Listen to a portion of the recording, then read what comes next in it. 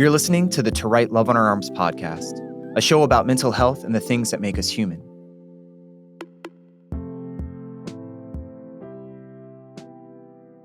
Here we are back on the podcast for the 9th episode of our 5th season. And today we're talking about a subject that has become increasingly focused on our mission and in how we tell stories. This episode is all about eating disorders and disordered eating. And it's my honor to connect with our friend Nōn Wels. Nōn is a writer, a doggo lover, a mental health advocate, and creator of the weekly podcast, You, Me, Empathy. He's also the founder of the mental health community, the Feely Human Collective. And that exists so that you can grow your capacity for empathy, vulnerability, and emotional curiosity.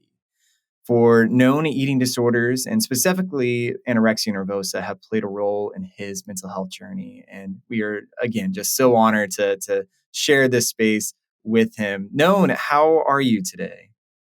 I'm doing pretty well, Chad. How are you, friend?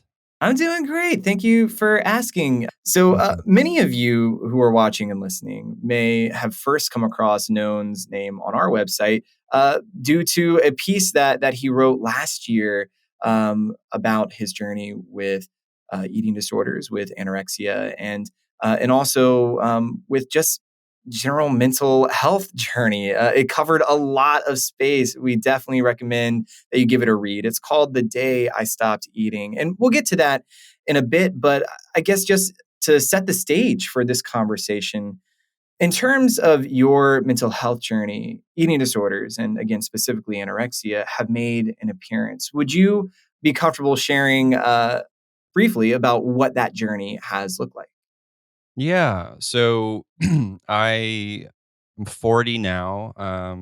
In my late teens and early 20s, I started using food or controlling food specifically as a means to feel a bit more control in my life. I felt very unseen and unsafe and unheard at that time in my life. And being someone who is very feely, who was very sensitive in an environment where I felt like an outsider a bit. I took on a lot as a kid and as a teenager, and it developed into anorexia, which lasted for a period of about 10, 15 years. And I'm thankful to say that I'm sort of in strong recovery from anorexia.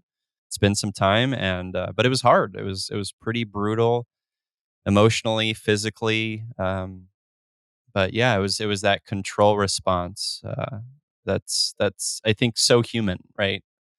I think us humans feel like we want to control stuff, right? And and I think that food can be, a powerful mechanism for that, and certainly a destructive one. So it was for me, and yeah, it was. I don't know how much detail you want, but yeah, it was hard, and I'm here now. Yeah, and we're thankful for that presence, for that continued existence, and we'll certainly get into bits of the story throughout this conversation. And I guess starting there, if you want a good glimpse into that story, that piece that I mentioned earlier, The Day I Stopped Eating, you mentioned that due to the deterioration of your parents' marriage, your parents' union, and your father's manipulative behaviors, you were seeking peace. That makes sense. You just said humans like control, humans like order. So when something feels out of order, you're hoping to find a relief from that chaos. You mentioned that peace presented itself as a form of control. Can you enlighten us on how or why the restriction of food, restriction of nourishment turned into the means of coping amidst a rather traumatic experience? Yeah, so I think on a human level, right? When we're feeling out of control or that nothing is in our control, we look for things to help us feel like we are, even if those things are unhealthy or disordered or uh, truly not very useful or helpful. And when you don't have the tools or the safe space to sort of handle that stuff, it can we look for control in places that can cause more suffering or pain, right? And so for me, feeling like nothing was in my control, food was a way to do that, right? And it was also, I think, a way, as I reflect on it now, I think it was a way to punish myself. Mm, As someone who is so sensitive and feeling and wanting to, like, like I said, I was mediating my parents' marriage. I was trying to kind of be the one in the middle to help them or to save them or whatever that looks like. Obviously, in reflecting on that now, that's not my place. And I still was trying to do that on an emotional level. So taking that kind of thing on, a thing that ultimately, like, I had no real impact on, like, I wasn't going to make a difference. So trying something like that, a tireless task like that, can make one feel truly out of control. And my sort of helper response or people pleaser response was not working. And so I felt shame about that. I felt hurt by that. And a way to control that, a way to punish myself in that, was to dive deep into this blossoming eating disorder that eventually sort of took over my life for about a decade. And on top of that, I didn't know it then, but I have major depressive disorder. I had severe social anxiety, so I was like dealing with these comorbidities that were causing a lot of feelings of isolation and despair. And when you don't have the tools or the safe space, uh, on a human level, you think those, or you take those on as like they're your fault, right? Like, what am I doing wrong, right? So, a part of that journey for me was drowning out some of that emotional pain with physical pain, and I think we don't talk very often about the physical pain that comes with a severe eating disorder, and I experienced that mightily. I was severely in pain on a physical level, and I wanted to sort of, I guess, drown out the emotional stuff, or isolate the physical stuff so I cannot think about the emotional stuff. yeah, so it sounds to me like the sense of control that you were seeking was not to reestablish, the social environment, not to reconfigure that, but rather to place yourself within it in perhaps a way that felt safer. Hmm. If you're talking about purely emotional pain, it's really hard to just point to the place that hurts. Yeah. But as we find a manifestation or a coping mechanism, that was the sense of control. If I understand that correct, like now you can point to something that hurts, or maybe now you even have, dare I say, a reason to hurt, that it's not just all in your head, but you can feel it. Yeah. Yeah, no, that's a perfect insight. I think that's exactly right. And I think a part of that too is um really wanting to, in some ways, wanting to further isolate and further make myself the black sheep or the outsider that I Mhm. felt like I was. And to really showcase, like, hey, look at what's happening to me as a human. Show my parents that maybe I was struggling, maybe that, in a way, like, doing that, and going through that and getting into that eating disorder, maybe it was a way to show them the damage that they caused. And I Mm. think that's, it's a lot more nuanced and complex than that. And I think I've softened on that throughout the years. But it was a cry for help. That was a way to put it. I think um it was also my little armor, to your point. I think it was my way to shield myself from all the stuff that felt, yeah, so overwhelming, so undefined, so amorphous. Yeah. Yeah. I'd love to circle back to that communication aspect Yeah. of the disorder. But before we get there, looking back, at what points, if any, in what season, if any, did you sense that you were out of control in your attempts to assert control? Mm. Yeah. I mean, as I think that came later. I think I felt very in control for a while. And I think that's the insidious part of eating disorders is that it is so compelling and so inviting. It's such a powerful response, right? Like we as humans have to eat to live, right? Like it's what we have to do. And so you're kind of in a way perverting nature. You're kind of in a way like saying F you to the universe or the system at play and say, look, this is my little rebellion. My little like F you to, what quote unquote should be, right? And so for a while, it's very powerful. It's very compelling until it's not, until it becomes just pain and hardship. And then you're in it. And I certainly was in it. And it's hard to see out of that once it so quickly sort of transforms into this uh, hollow, sad hole. Um, and then and then you're completely out of control and you're starving yourself to death.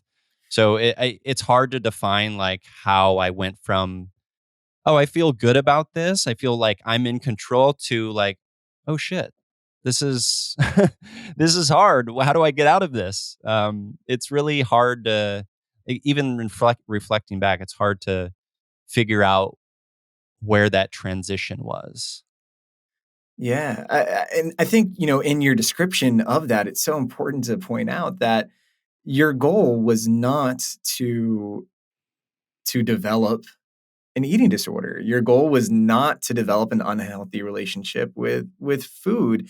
That Yeah. was a result, and it didn't happen overnight. Like, it wasn't like you fell asleep on May 9th and you woke up May 10th all of a sudden with a diagnosis.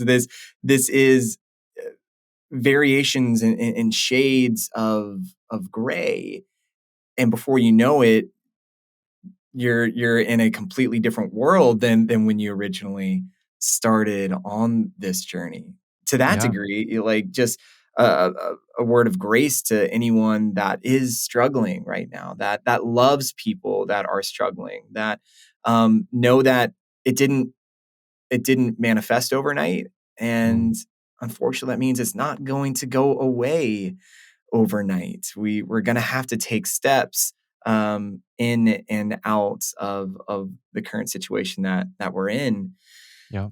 Uh, like I promised, I did want to get back to this idea of communicating. Um, the ways that you were acting out some things that perhaps you wish you had the freedom to say. You mentioned that you were hoping to express to your parents that you were hurting, to show how the emotional trauma, the behavioral wounds that your family was carrying did have a physical lens that you could view this pain through. Can you share a bit more about that desire to communicate, and Mm. maybe even how, uh well, no, let's just stop there. We'll break this into 2 questions. So, would you mind delving just a little bit deeper in what maybe the goals, the hopes, the when Nōn was in a state of restricted perspective, what was the intended result of this method of communication? Yeah, I mean, it certainly was on the base level trying to communicate something, right? I think I think I have always felt with my parents and certainly growing up that I wanted to be seen for who I was in all of my wholeness. And I didn't feel that growing up. And, as I hear you speak that question, I think a part of it, and perhaps this is the sort of poetic slash hard part of our culture when it comes to mental health, is it's easier and more accepting to understand our physical health than our mental health, right? Mm, So maybe it was a way to try to reflect honestly on the emotional health or the mental health that I was struggling with through the means of my physical health, right? Um, and what a way to go! What a journey to go there, because I was raised in the '80s. I didn't have the tools or the language for this stuff. I didn't know why I was struggling. I didn't know why my dad was so angry all the time, and was it my fault and all this stuff. So it was a sweet, sensitive little boy trying to communicate his pain through an avenue that felt controllable, right? mm, And I know now that that wasn't very impactful or useful. It certainly wasn't healthy. I think that I'm reflecting on it now, 15 years later, and knowing that my parents were struggling too, right? And they didn't have the greatest childhoods, right? And that context matters too. Um, so I think it was trying to, in whatever way I could, express some sort of emotional pain or some sort of pain through this controllable lens, which was, hey, maybe you understand that, like, a withering boy in front of you is trying to say something, and I think what I was trying to say was simply that I was struggling. I don't have any more specific words than that. yeah. To quote our friend appropriately, someone that works for the Alliance for Eating Disorders Awareness, Joanna Candle, she loves to say this phrase: "You don't recover to utopia, you recover to normal." That just because you are pursuing a life of recovery does not mean that life is necessarily going to get easier. I say that to mention that while the context may have changed, while you've grown, while you've matured, while you've gained wisdom, there's still days that hurt, right? Now, like there's still moments that are Absolutely. overwhelming, that depression doesn't disappear, that anxiety doesn't disappear, that interpersonal relationships don't just disappear. So knowing that pain is still a piece of the human equation, you found ways that were ineffective in communicating.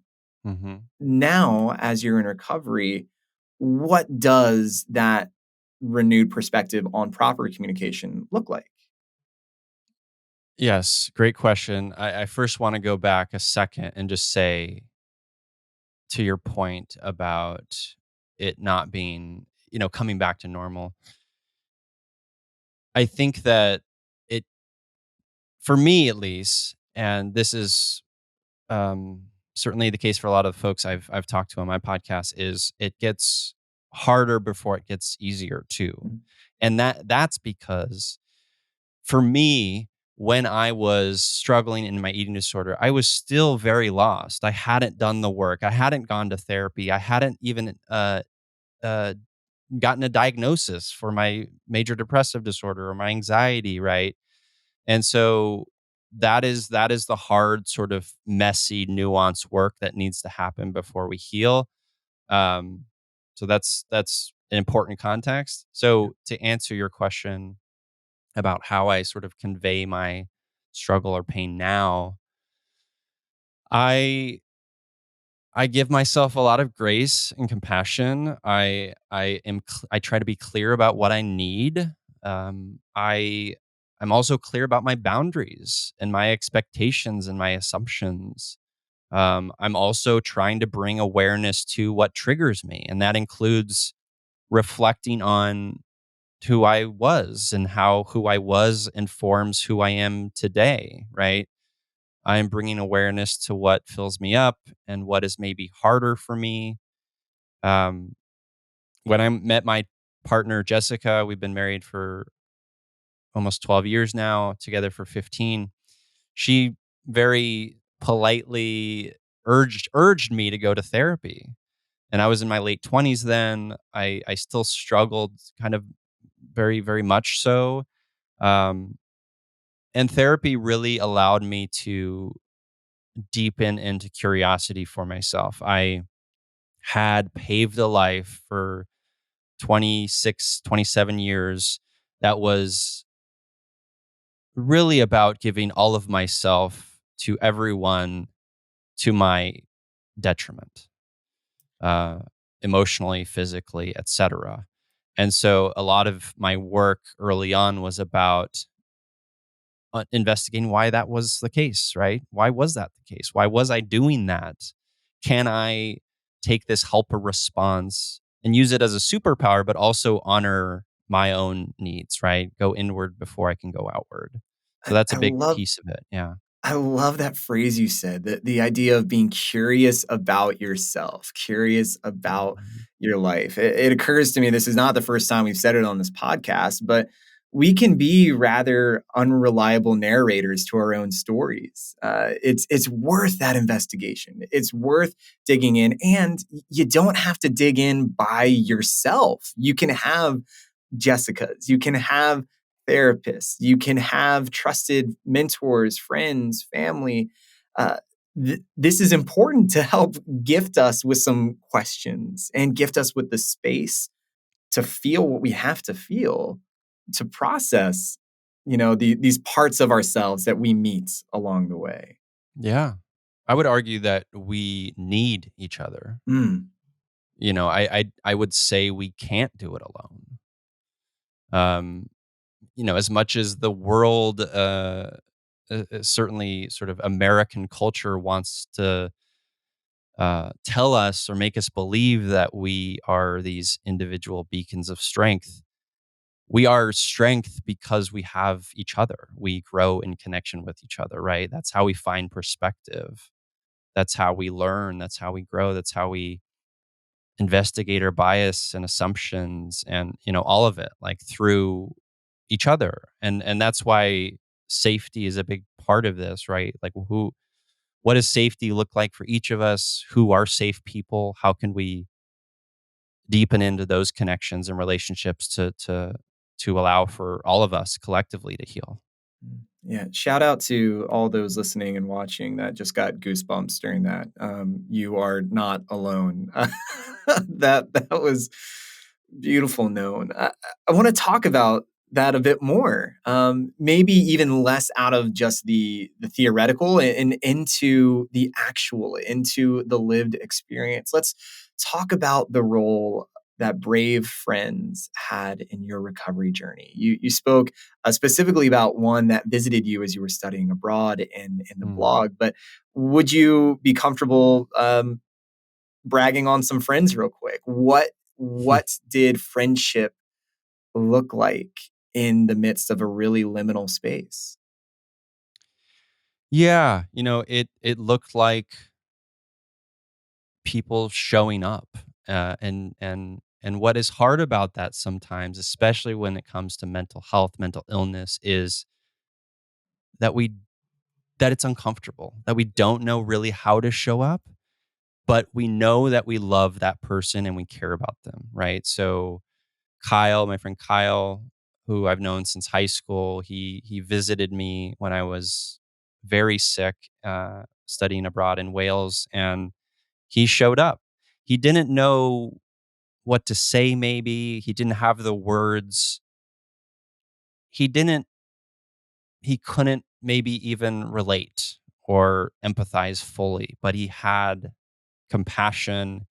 He knew that I was struggling, and he knew and knows that he loves me. And I think that's a big piece of this healing connective power that we have for each other is like, I think often, especially for helpers like me, we want to fix, right? We want to show up and we want to try to find solutions. And I get that. That's so human.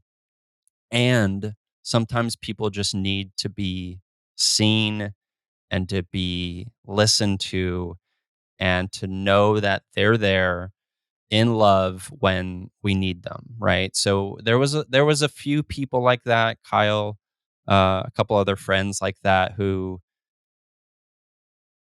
again didn't really know what was going on, and I didn't really even know how to describe my struggle then. It took even a while to even name that it was an eating disorder. And it wasn't through any sort of stigma, but it was through just lack of knowledge, really, lack of perspective. And so I think that the sort of the main theme here is, can we show up and be witness to each other? Can we express our love and care and attention to each other without judgment, without bias, without making assumptions? Can we be present? And that is huge. Like, we have to allow that for each other. We have to allow that for ourselves. And that was a big part of that initial healing journey for me. Hmm. Yeah, I love those stories of the Kyles. I have a Kyle, Mm, my friend Kim, who, just like you said, didn't have all the answers, didn't even really know where their question was gonna go when they mhm, asked it. But the benefit was not that I was fixed after the conversation. It was that I knew it wasn't all on me to fix it. That there was this mm, mhm. we as part of the equation. It wasn't just you can do it. It's, hey, we are going to get there together in whatever that looks like. Yeah. Uh, because you weren't fixed the next day after an emotional release, after honest questions and honest answers, and like this was messy, this was a lot to clean up, and at the end of it, it wasn't an instant resolution. Could you tell us how that conversation, how that moment of vulnerability helped you take steps towards seeking treatment for eating disorder? Yeah, I think a big piece of it was understanding that the path forward was unsustainable and that I did want to live. So a doctor told me that my heart would stop unless I changed something drastically. And I I took a night, I slept on it, and I thought, well, I'm I'm in my early 20s. I don't know who I am, but I want to find out, right? And so from there, it was very messy, uh, but it was one moment at a time. And it started really with this idea that, like, hey, for the past many years, I've been using food as this control mechanism. I still need to eat food. So, how about we start with simply just eating a little bit more every day? And it started with that, and it was uncomfortable and it was weird. And, but it was really that. It was one day at a time. And I think that sort of the cadence of that, or the sort of, it wasn't a sort of light switch, as you said. It wasn't a happened overnight. It was a, let's take advantage of this very strict system that I had set up and allow it to start serving me instead of depleting me. And so I allowed myself to just start eating more every day. And then the emotional work kind of came later. Um, because if I had, I mean, truly, Chad, if I had continued, I would have died. Like, I I would have died. My everything hurt. My chest, my heart felt like I was popping out of my chest. Everything hurt. I couldn't sleep. My hair was falling out.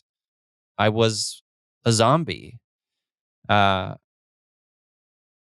and there was a moment, and this is a little bit off topic, but it's very crucial to, I think, healing and to recovery. Is I had always been an athlete. I played soccer in high school my whole life. Got a soccer scholarship to college. I played soccer for most of my life. And I remember wanting to join the running team when I was studying abroad in Wales and going on an initial run with the team and couldn't do it. Just couldn't do it because I physically had no space to do that. Just couldn't do it. And that was sort of a wake up call. I was like, oh my God, the things that once brought me joy are no longer here. And that's a hard Mm. realization. And I want to figure out how to bring that joy back. And it took a while, but I managed. So you mentioned a medical doctor kind of giving you um, this ultimatum, this Yeah. life defining ultimatum, and that kind of serving as a wake up call of, okay, like I have two choices ahead of me: either continue doing what I was doing, or redefine and recalibrate what control looks like. You mentioned building a new regiment that was Mhm. followable. Uh, at what point did did behavioral health and mental health professionals enter the conversation? It happened,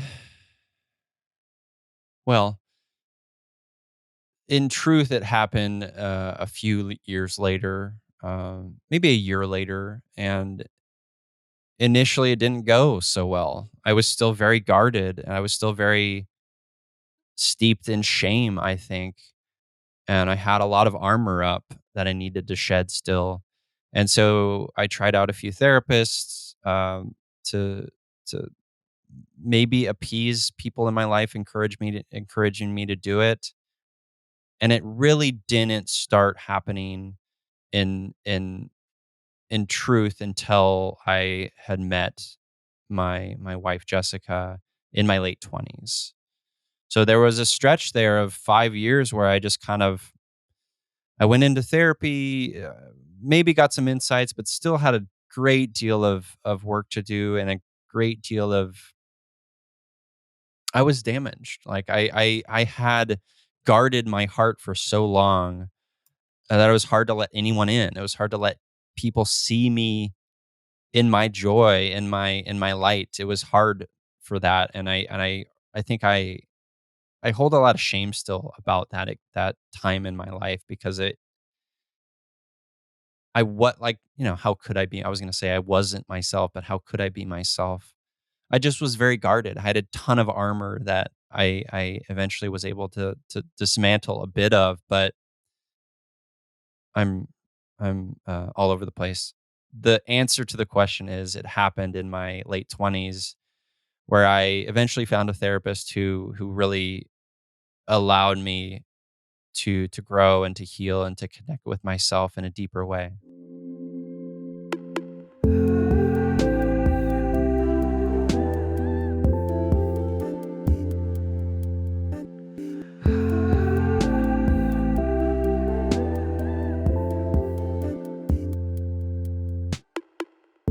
I'm thrilled at this point to pass the mic to someone that knows the topic of eating disorders very, very well. I'm about to be talking to the co founder and therapist at Omni Counseling in Denver. This is Corey Van Horn.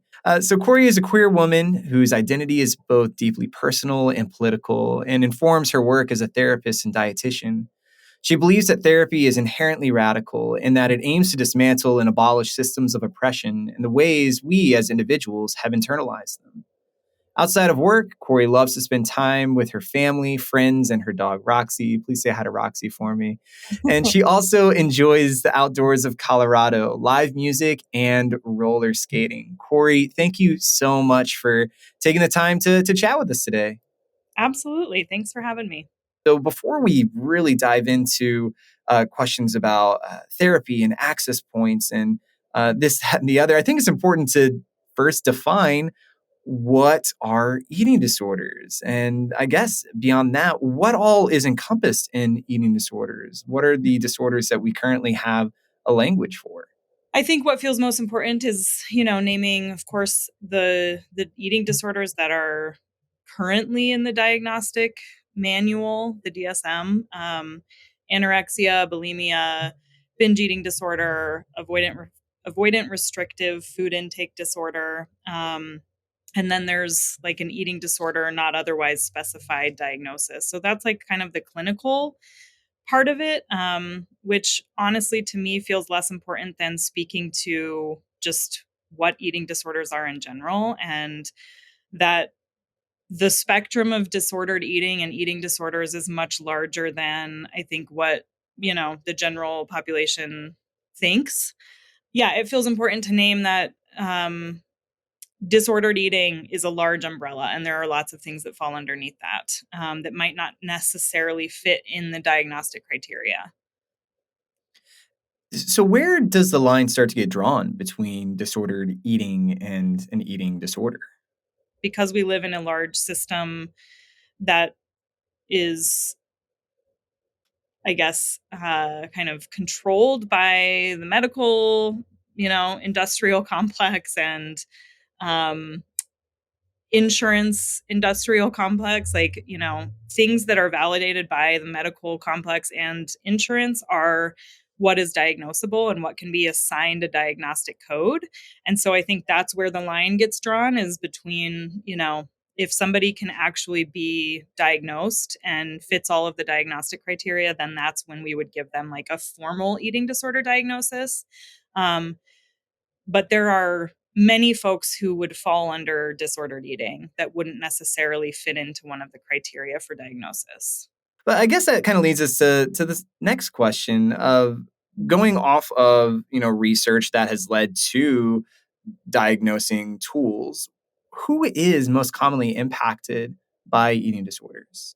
Stereotypically speaking, people tend to think of like thin, white, straight women as the people who have eating disorder diagnoses. Um, However, what we know from research and personal experience is that that's just not true.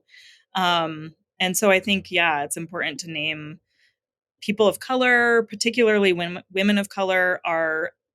Um, I'm just going to read some stats here that might be helpful. Yeah, especially African Americans are significantly less likely to receive help for their eating disorders. But Black teenagers are 50% more likely than white teenagers to exhibit bulimic behavior, such as binging and purging. Also, the LGBTQ plus community faces unique challenges that, put them at potentially greater risk of developing an eating disorder. And, oftentimes we see signs of eating disorder development in these populations as early as 12, sometimes even earlier than that, honestly. I think it's also important to name men and boys. Cis men and cis boys tend to be less acknowledged in terms of disordered eating and eating disorders, and yet they still are have several risk factors that basically could lead to them developing an eating disorder. There's an interesting different stigma that men and boys face with disordered eating and eating disorders. And then, of course, again, like I described, people typically think it's like the thin white woman that has an eating disorder, but it's really important to acknowledge that there's disordered eating on the full spectrum of body size and body diversity. So, we do see eating disorders in folks in larger bodies. And there's also so much weight stigma and fat phobia in our society that actually makes people in larger bodies at higher risk for developing disordered eating as well. Hmm.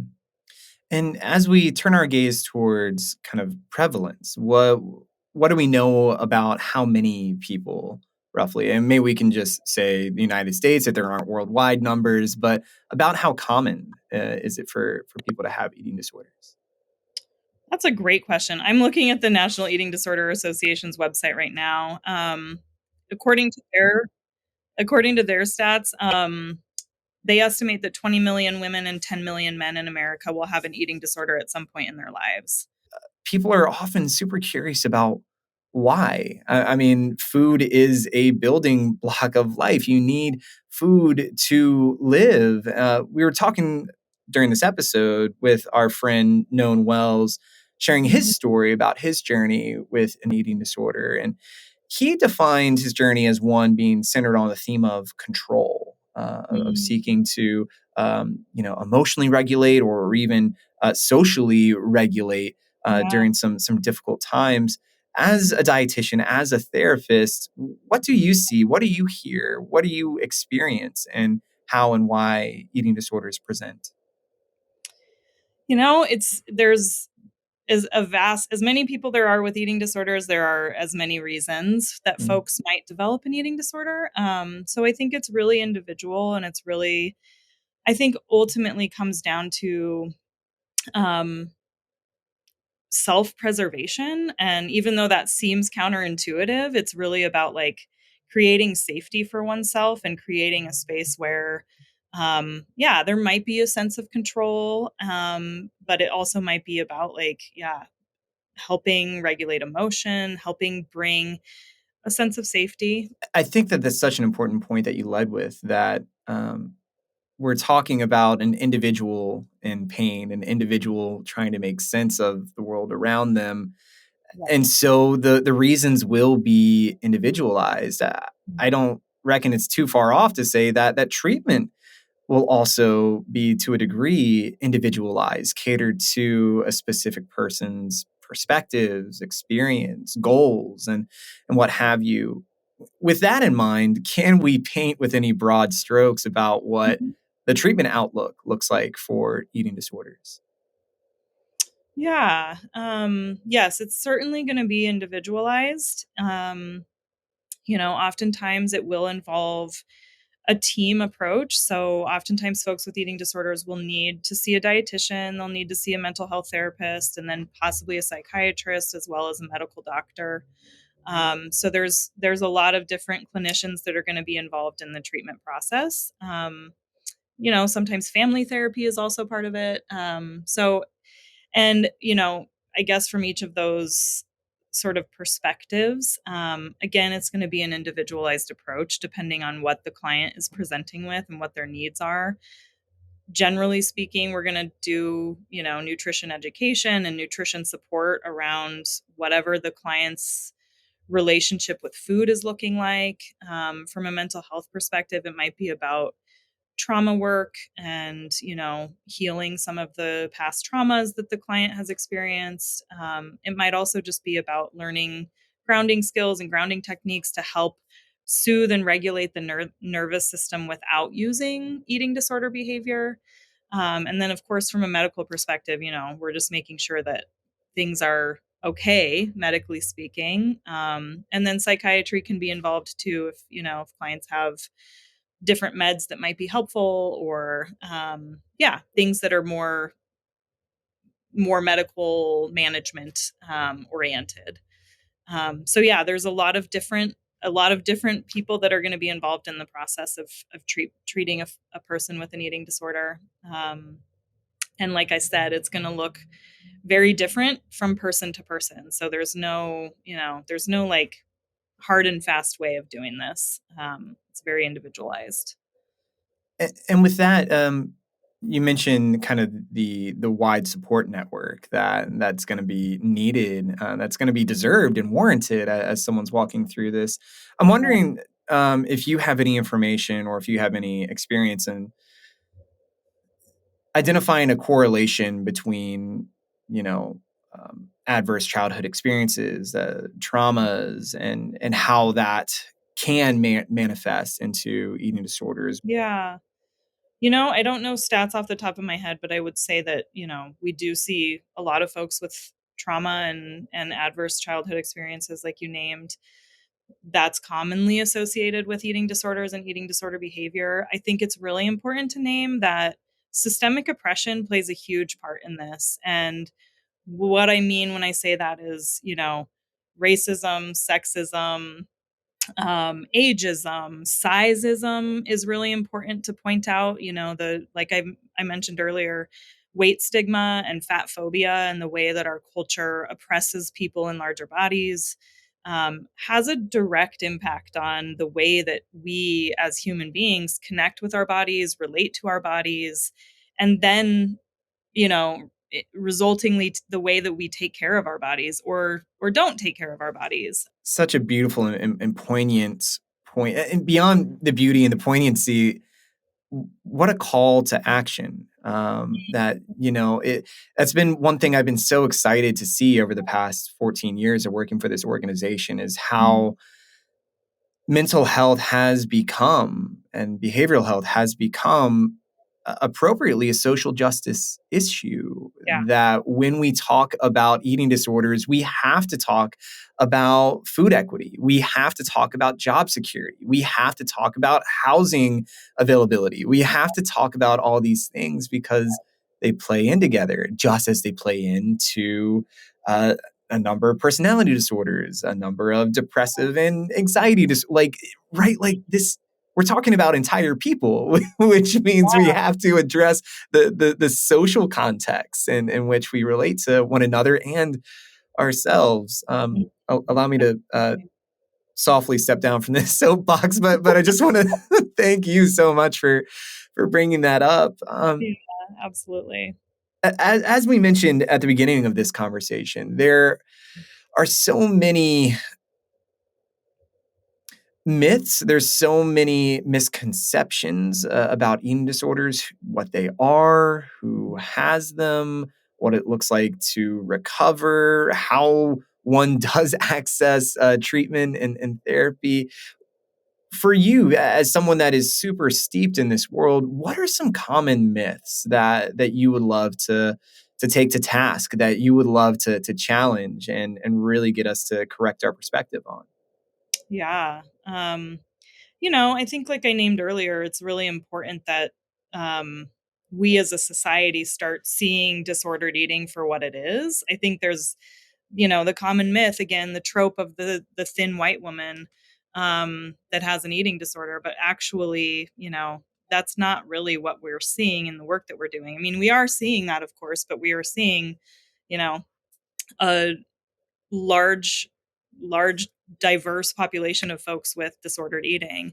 And I think the other piece that's really important is that disordered eating and disordered, well, I guess I'll call it diet culture and wellness culture are all around us in our world everywhere we look. And so, it's actually quite the like norm, or what's considered typical in our society, to see, messages from diet culture and that are actually very much disordered messages and disordered messaging that we see in the world around us all the time, that are sort of considered like status quo and, how people should be behaving. And so I think, it's important to get educated around what it actually looks like to have a um I have to be careful with my language here. What it looks like to have what having a relationship with food and your body looks like, that's whole person liberating. Like, it's about liberating the whole self. It's not just about like how do you physically look or what size are you, but it's also about like how does this feel from a soul perspective. Like, how does it feel for you in the way that you're relating to your body and the way that you're relating to food? And a lot of the messaging that's out there in the world is, really disordered, and it's actually causing people to become more and more disconnected from from themselves, and disconnected from their integrity and the things that their body is probably actually trying to communicate with them. I feel like for so many mental health challenges and behavioral health challenges, and not least among them being disordered eating, Yeah. pop culture has been our teachers primarily, which is unfortunate because pop culture did not exist to be a proper educator on such topics. We often receive myths from places that were never designed to be teachers.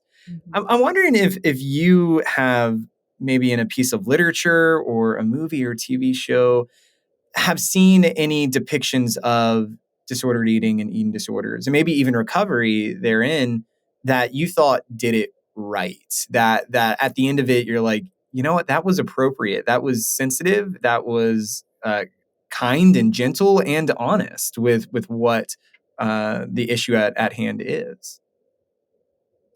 Whew, that's a big question.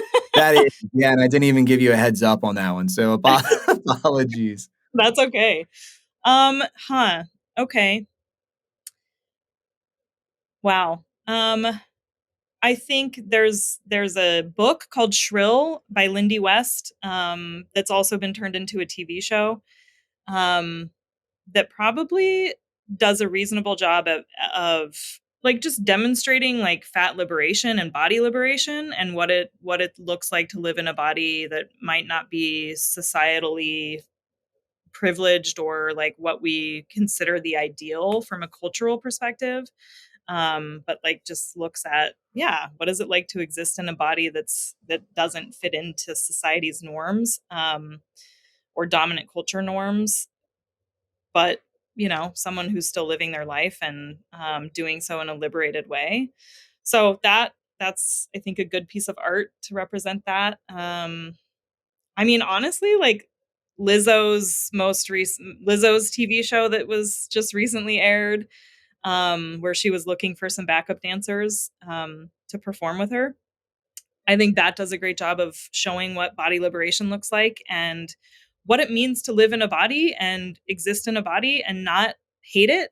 And yeah, like actually celebrate the body and celebrate the diversity in which bodies come in, the size and shape diversity that bodies come in. I guess on the other side of that coin, for anyone that may be struggling with an eating disorder, or for people that may suspect that a loved one is going through a tough time, what would you recommend for some resources as we begin to take some awkward first steps towards finding help?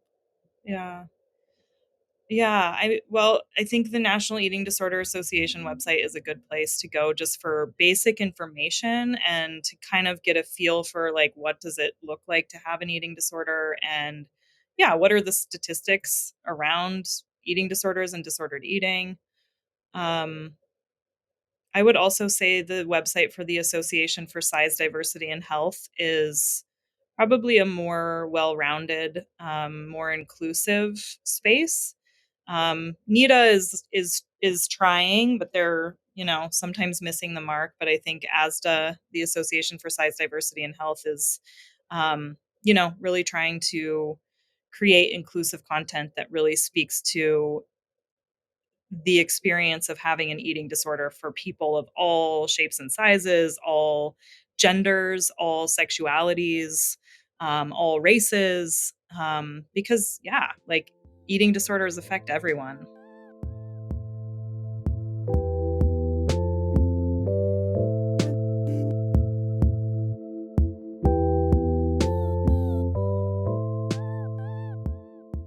I'd love to catch up to where we are today. So empathy and vulnerability play huge roles in who you are as a person and what you've chosen to do creatively.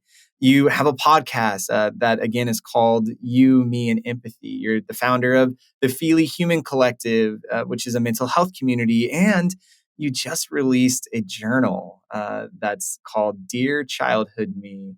I understand that aims to heal and care for your inner child, not yours, Nōn, but yours to whoever is listening to this, to whoever's holding that book. That's So right. you've talked about how your capacity to care made you somewhat of an emotional sponge during some tumultuous years. Knowing that now, how do you find ways to honor the parts of yourself or those parts of yourself without harming and without sacrificing your well-being? Hmm. Uh, First, I honor the fact that they are there, um, and that they are who I am, and a crucial part of who I am, even. Um, and a favorite part of who I am. Like, I love that I have this big helper, feely, big-hearted, wear my heart on my sleeve response to the world, and it's overwhelming, and it can be something that can cause suffering because I overdo it. It becomes something that bypasses part of myself because I am placing too much emphasis on something else over my own needs. So a big piece of it is bringing awareness to that tendency to people please and to want to do good, but also bringing awareness to the intent and impact of it, and to bring awareness to why I'm doing the caring in the first place. So always checking in and be curious about, okay, Known, like why are you helping here? Like, what is the drive? Is it a sort of personal, selfish satiation of your own ego? Is it truly wanting to help? Is it like, are you investigating that why? That's a big piece of it. I think that's beautiful. Going back to the theme of control, it's you can't Mhm. control what is happening to you or at you. You can't control the world in which you inhabit, but in time, by granting awareness, by building disciplines of self-investigation, we can control how we interpret the things around us. But that doesn't happen by accident, right? Yeah. Yeah. Yeah, it's a language we eventually learn, right? And it takes time, and it takes a lot of messiness and falling down along the way. And what helps in that journey is boundaries, emotional boundaries, physical boundaries, and I think boundaries are a term that are they're important. Boundaries are crucial, and boundaries are essential in empathy work. Mm. Empathy without boundaries are really just a form of self destruction. So when I talk about boundaries, when it comes to my own people pleasing or my own big heart and wanting to care, I am talking about that awareness. I'm talking about, as an example, right? I've created a boundary with my father. I don't have a relationship with my father, and that is not to punish him. That is for me to honor where I'm at, and understanding that that boundary can change too, and probably should change over time. So that's where the curiosity piece is as well. I think boundaries are a form of love, and there's also grief in it too, right? So there's grief in the fact that there was a father that I wanted and I didn't have. And there's a grief that I don't have a relationship with my father. But that's present, right? Like that could change tomorrow. So I have to be open to that as well. So understanding that boundaries are crucial and they are not static, they are dynamic, so we should always check in on them as well. The other piece of it is like being highly sensitive and feely is truly a superpower. Like it can make a difference in your relationships for yourself and your communities. It's just, how can we wield it for good? How can we do it in a way that's useful, right? Like we talk, I don't know if I mentioned it before, but like, yeah, I mentioned like feeling overwhelmed by the state of the world, right? Like feeling overwhelmed by like all of the pain that exists, and having the emotional response sometimes to like want to burn it all down and want to like just rage quit, and understand that that's not useful either. It's valid. It's valid to feel anger, right? It's valid to feel those things. And can I step back into my why? And can I step back into my boundaries and my purpose and what fills me up, and be useful? Can I understand that change happens one moment, one heart at a time, as opposed to these big romantic gestures that society so values, right? So it's understanding that my superpowers are valid, and they take time, right? Like it's not yeah, I'm not out here like, you know, a Marvel superhero, right? I am a human with fallibility and can enact change, but also change in a way that's useful and based in reality.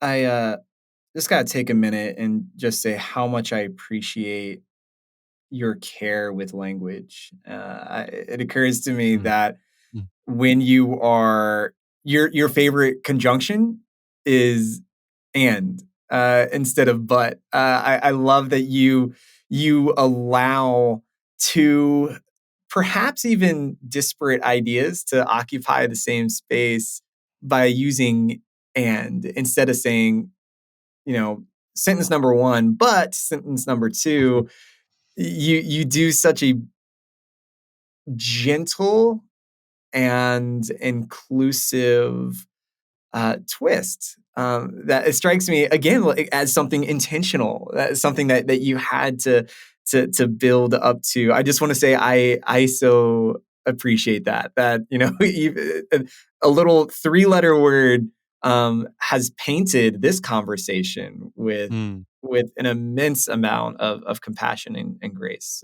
mm. So thank you I for appreciate that. that. So Yeah, I really appreciate that, Chad. I do, and you're a sweetie. I and it is an essential word in empathy. It's an essential word in healing and recovery. It's an essential word in mental health because it allows for the myriad, messy, mushy beauty that is humanity, that is healing, right? We are not binary creatures. We are not living in a world that's binary. We contain multitudes. We contain it all. And the world in these systems, capitalism being one of them, wants to sort of pit us against each other, wants us to live in a world that's this versus that when it's not that, right? And looking at our health or our hearts in that way is only going to do us disservice, is only going to bypass parts of our wholeness that need to be seen and unearthed, right? and once again, this has real world costs, real world uh, implications. And to bring this back to this conversation, we live in a society, we live in a world that paints people with eating disorders as being only women. So, known you have unhealthy relationship with food, but you're a guy. So is this really a problem? Can't you shake yourself out of it? Because it's women that struggle with this. So that's how the but can be damning, how it can be dangerous. So to bring the and into focus, how does being a male with an eating disorder bring about certain collisions with stigma and shame and in that same spirit, what are some myths and misconceptions that you would really like to take to task, that you would like to challenge? Yeah, I think what is important here is that there is this common narrative that it's white, thin women that are those humans who struggle with eating disorders when really that's white supremacy. That's supremacy culture. That's this idea that white women or just white is this default, where I think on a human level we need to dismantle and decolonize all of these systems to unearth that truth. Because looking at it that way, looking at it through the lens of this, that for to use the example, only women struggle with eating disorders. that is only doing harm to those who are the most vulnerable in our world, the most marginalized, BIPOC communities, disabled, larger bodies, humans who struggle, right, with eating disorders. So that piece of it is crucial. When I speak about this stuff, I am a white cis man, like that's important to contextualize that we need to look at this stuff and honor and dismantle the fat phobia and racism and supremacy culture that exists in these things, right? With all of that said, you're right too, right? All of this is true. Men do struggle with eating disorders. I did. I am an example of that. We live in a world where you know, you've probably heard this before, right? Where you grow up and you're struggling, maybe you're crying as a little boy, and a parent says, you're fine, right? And then you internalize that and you think, oh, well, my feelings aren't welcome here, or they make my dad feel uncomfortable, or I guess I have to be fine. I guess I have to get over this sensitive, soft part of myself. And then that cycle continues, right? And we valorize and romanticize these, like think of like Alexander the Great, right? We have all these like mythic characters, these big, strong men, and that's who we romanticize. And that becomes vulnerability is weakness. That becomes crying is weakness. That becomes being less than this individualistic beacon of strength. If you're not that, then you are some sort of quote unquote sissy, which I've been called, of course, and weak or whatever, right? And that's so damaging and so hard. And so to any humans who identify as male listening and who have struggled and know that we live in this world where where we hear that we have to be so strong. You don't. You can be soft, and your softness is the place for wondrous seeking. Your softness is beautiful and needed in this world. So I don't know if I answered your question, but like that's where my mind goes. Well, you did better than just answering the question. You answered the next question, which is knowing that behavioral health challenges, that mental health challenges, they're not something that is just you're going to outthink. Mm-hmm. That being said, there is a value to, as you mentioned earlier, investigating what you think and why you think, what words you're placing to the thoughts that you are thinking.